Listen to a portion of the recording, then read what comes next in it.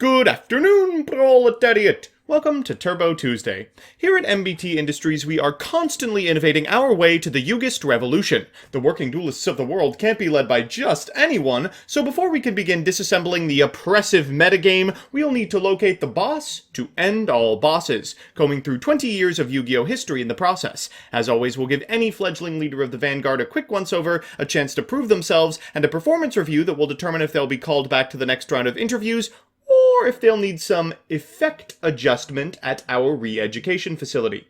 Today's candidate is a storied individual with over a dozen years of making children on the schoolyard swear off the game forever. Presenting the last warrior from another planet.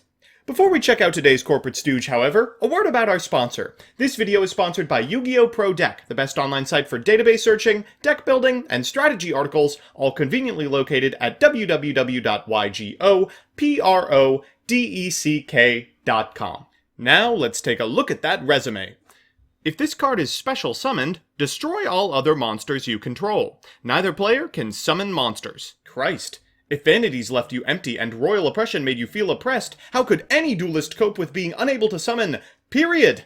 I've seen enough. Rather than stick you in a 60-card, 16-garnet monstrosity capable of summoning Cyberstein and making Dingirsu plus this purple planeteer, we're going to shove you in a deck all your own, stuffed to the gills with excess copies of Zombira the Dark and Mario Kutai alongside their searchers. Of course, being prevented from summoning doesn't prevent the opponent from setting cards, so we're going to remedy that game extender with Light of Intervention, a card that I'm not exactly sure works the way I want it to. From there, we can include all the protection necessary to ensure you won't be falling victim to any errant crackdowns or afterburners. So with that, let's send our leader to the Edo Pro ladder. So it's time for our on-the-job training, and today we'll be mangling Machina. Can the structure deck beat the Summon Floodgate? Let's find out.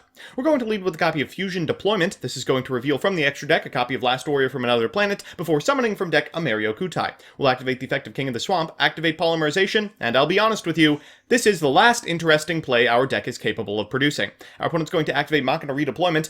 Our goal from this position is to run them out of monsters they can set. Luckily, we're playing against Machina, which has a bevy of level 7 or higher monsters, but unfortunately, there are enough that we are unlikely to win in less than 17 turns. We draw a Saravius. More protection is fantastic, but likely won't ever come into play. Our opponent will draw for turn another copy of Machina Redeployment, and unfortunately, will be able to add 2 4s to their hand. They're going to set one of them and pass it back to us. We've found our Light of Intervention. We'll go ahead and set that, excited to prevent our opponent from so much as setting for the rest of the game until they activate Cosmic Cyclone. We'll chain in response because it's funny. They'll set one card and pass it back to us. Sheesh, can we get rid of the Machina? We'll activate a copy of Fusion Sage because we are not going to deck out. We'll pass it back to our opponent, who for turn will draw a copy of Trap Trick. They pass it back to us, and we are 2 short turns away from walking with this. We'll activate Fusion Conscription for another Zombira. We now have the material in hand to make another Last Warrior, if we so desire, and pass it back one final time for our opponent to draw a Citadel. They will pass it back to us, we'll draw for turn a Keeper of Dragon Magic, and get in for lethal.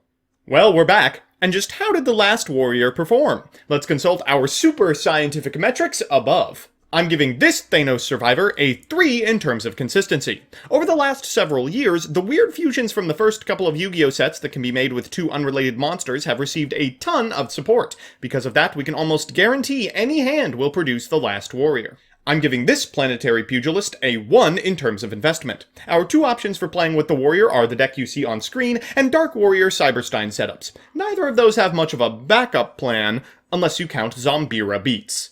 I'm giving this powerhouse of the playground a 2 in terms of payoff. Unfortunately, this card doesn't always win the game. Oftentimes, your opponent is able to set hand traps until they find a Dark Ruler, and because you can't summon, you don't have much of a clock. That said, my final verdict is a pass on the last. Cameraman! Commence the Zombira the Dark buyout.